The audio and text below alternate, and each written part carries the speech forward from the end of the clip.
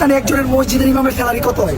একটা এলাকার মসজিদের ইমামের স্যালারি যদি আমরা 7,000 টাকা দিতে যাই, আমাকে ওটা কলকাতা ভাইটা যায়। তো এই স্যালারি নিয়ে তারা ফান্ডিং করে বা নিজেদের কাছ থেকে টাকা দিয়া নিজেদের অর্থায়নে এই যে ত্রাণ দিতে আসছে, এটা কাদের জন্য? শুধুমাত্র মানবতার খাতিরে।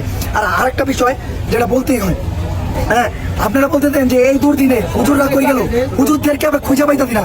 ভাই, হুজুররা ট্রাক ভাড়া কইরা 20 জন 25 জন মিলা ওই ক্যামেরা ধরে ভিডিও করতে করতে ব্লগ বানাইতে হয় না।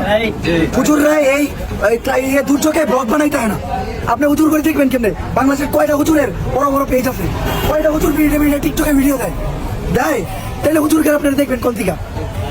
আমার করে দেন কে দেখা? আমরা এই আপডেট দেই, নিউজ দেই, ভিডিও বানাই, এটা করি নানান কন্টেন্ট দিয়ে ওরা রায়।